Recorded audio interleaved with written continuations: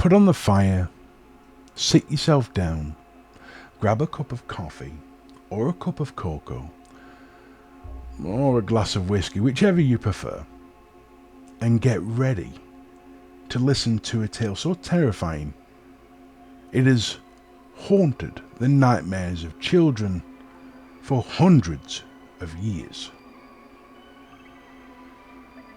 The year is 1612. The people of Lancashire in England, a place where I come from, stand on the brink of a transformation that will change the very course of history. In a time when fear and superstition reign supreme, whispers of witchcraft swirl through the air like a chilling fog. Unbeknownst to the people of Pendle, they were about to forge one of the most notorious and terrifying legends known the world over: the witch killings of Pendle. To understand this tale, we must first delve into the context of early 17th century England, a time when England was reeling from the impacts of the Protestant Reformation and religious wars that followed. The rift between the Catholics and the Protestants created a charged atmosphere of suspicion and fear, where loyalty to one's faith was paramount. This religious fervour was coupled with a palpable sense of societal strife. The country was grappling with economic hardship, driven by a combination of crop failures, rising taxes, and lingering effects of civil unrest.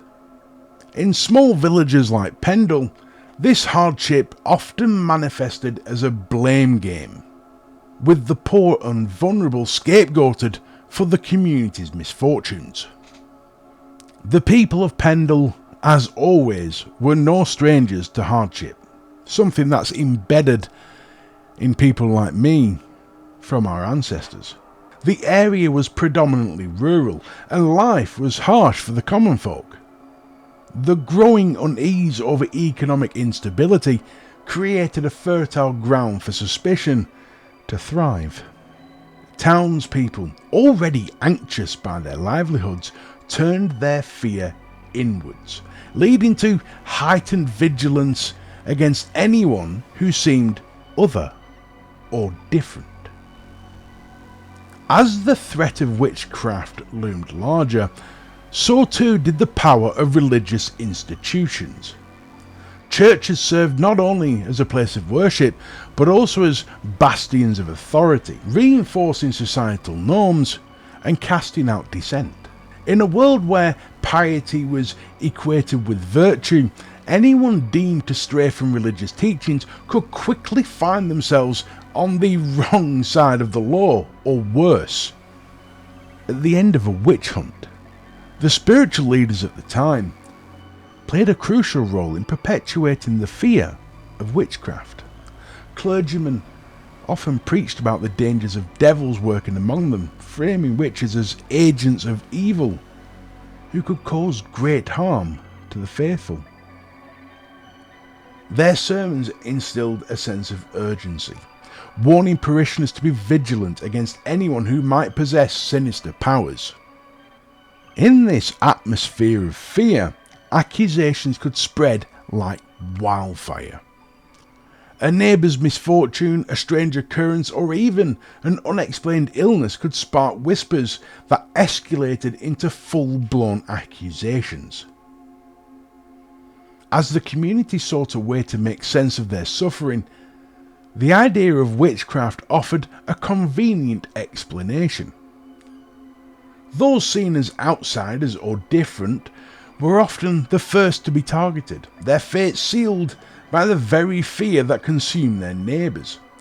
Thus, the stage was set for the Pendle Witches to become the focal point of a tragic tale, entwined with fears, beliefs and struggles of a community desperate for answers in a world shrouded in uncertainty. Residing within this world, and at the heart of this tale, lies the Device family, a lineage intertwined with the dark legacy of Pendle Hill. Living in Malkin Tower, the Devices were not just victims of circumstance, they were poor and marginalised, struggling to make ends meet in a society rife with superstition and fear. Alison Device, the most prominent among them, became emblematic of the family's trials and tribulations. Alison was born into a family that had long been associated with witchcraft, primarily due to her grandmother, Elizabeth Southerns, known as Old Demdike. Old Demdike had been a figure of local folklore for decades, believing to have the power to heal and to harm. This reputation added weight to the family's already precarious position in a community that thrived on tales of witchcraft. The Device family dynamics were fraught with tension, especially between the Devices and another local family, the Shattoxes. This rivalry was rooted in long-standing grievances, including accusations of theft and betrayal. Alison's father, John Device, had previously cut ties with Anne Whittle, the matriarch of the Shattox family. Tensions between the two families rose after John, you will not believe this, refused to pay her tribute in exchange for protection from her supposed witchcraft. This refusal ramped up the stakes immeasurably. Despite her familial connection to witchcraft, Alison was perceived as impressionable and naive. She often appeared to be easily manipulated by both her family and societal pressures surrounding her.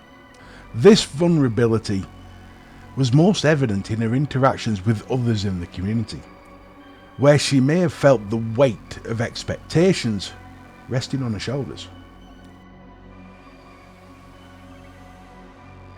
In her accounts, Alison frequently mentioned encounters with a black dog that she claimed was the devil's familiar. This creature, she said, urged her to perform curses, reinforcing the idea that her family had powers they struggled to understand and control. The straight fact is that the family lived in a modest home, relying on begging and small acts of craftsmanship to survive. Economic hardship drove many families in the area to desperation, making them susceptible to suspicion and fear from their neighbours. This environment created an atmosphere where the Devices, already marginalised, found themselves increasingly isolated. As tension rose within the community, the Device family became a focal point of gossip and suspicion. Alison's relationship with her family were complicated by these dynamics. Instead of unity, there was a palpable sense of betrayal and blame among them. This fractured family structure illustrated the human cost of society steeped in fear and suspicion. Even today, the story of the Device family serves as a cautionary tale, highlighting the consequences of societal strife and the ease of which fear can warp familial bonds. In a world where loyalty tested by survival, the Devices became emblematic of the tragic fallout from a community gripped by witch hysteria. This hysteria led to serious accusations against the Device family, which began to escalate after Alison's confrontation with a peddler by the name of John Law. She allegedly cursed him for refusing to give her pins. Law suffered a stroke shortly after, and whispers of witchcraft quickly spread throughout the community. This incident triggered an investigation by local magistrate Roger Newell, who was eager to root out witchcraft in the area. As the investigation unfolded, Alison's family became embroiled in a web of suspicion and betrayal. Under pressure, Alison confessed not only to cursing Lowell, but also to various acts of witchcraft implicating her family members in her statement. This confession, driven by fear and a desire to protect herself, turned her into a key witness against her own kin. The trial that followed was a spectacle, some say a farce, but we'll go with spectacle of fear and drama. Held at Lancaster Assizes, the proceedings relied heavily on spectral evidence, testimonies that claim to have seen the accused spirits committing malevolent acts. Alison's willingness to testify against her family sowed discourse and betrayal among them. In a desperate bid for self-preservation, she distanced herself from her loved ones, throwing her own mother and siblings into the spotlight of condemnation. The brutal reality of the witch trials soon became evident as the court found many of the accused guilty. On that fateful day in August 1612, 10 of the accused, including family members of Alison, were hanged at Gallows Hill in Lancaster. The executions were gruesome, with the condemned subject to a public spectacle that served both as punishment and a warning. The brutal nature of these hangings didn't just mark a dark chapter in the history of Pendle. It created a legend that still thrives today. And that, my friends, is where we're going to take this story next. As we venture into modern times, Pendle Hill continues to be shrouded in mystery and intrigue. The dark history of the Pendle Witches has left an indelible mark on the landscape, and it's said that the spirits of those wrongfully executed still haunt the moors. Just in the last 3 decades alone, there have been umpteen reports of strange and inexplainable deaths in the vicinity of Pendle Hill. Hikers recount chilling experiences while navigating the fog-laden trails of Pendle Hill. Many describe the feeling of an oppressive weight upon their shoulders, as if unseen eyes are watching them from the shadows. Some have reported hearing whispers carried on the winds, echoing the voices of the condemned. Others have claimed to see ghostly figures flitting between the trees, only to vanish when approached. Campers who set up their tents near the hill have shared stories of their terrifying encounters.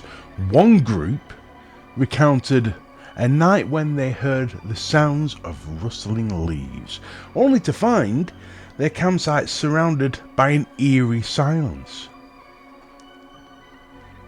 They claimed to have seen glowing orbs hovering around the ground and a chilling laughter that echoed through the trees. Laughter that seemed to come from nowhere and yet everywhere, all at once. The stories don't end there. Pendle Hill has also become a hotspot for paranormal investigations, the ghost hunters flocking to the area to capture evidence of the supernatural. They wield EMF detectors and spirit boxes, hoping to communicate with the lost souls of the witches. Often the devices register unusual readings and voices can be heard responding to questions, chilling those Quite often the devices seem to register unusual readings and voices can be heard responding to the questions. Chilling, giving the heebie-jeebies to anyone present. Amidst the beauty of the Lancashire landscape, and believe me, it is some of the most spectacular countryside you'll ever see in your life, the fear of what lies beneath of the surface continues to linger. The blend of history and mystery and the supernatural ensures that Pendle Hill remains a place of both fascination and fear. As nights fall and the fogs roll in, one can't help wonder, are the ghosts of Pendle Hill still watching, waiting for the next unwitting soul to wander just a little too close? So, as you prepare for Halloween, maybe you could consider a visit to Pendle Hill if you're brave enough. Perhaps you'll feel the weight of their sorrow or the lingering anger of those wronged. It's a place where history, mystery and supernatural collide, that's for damn certain, offering a haunting experience you'll never forget. And on that note, I want to say a massive thank you for watching the video. This is the 6th video in the series. If you've enjoyed it, please hit the subscribe to get the rest of the videos. And if you really enjoyed it, please hit the like button, because it helps. It really helps. Thank you for watching. Thank you for listening. And always remember, just because you can't see what's in the shadows doesn't mean there's nothing there.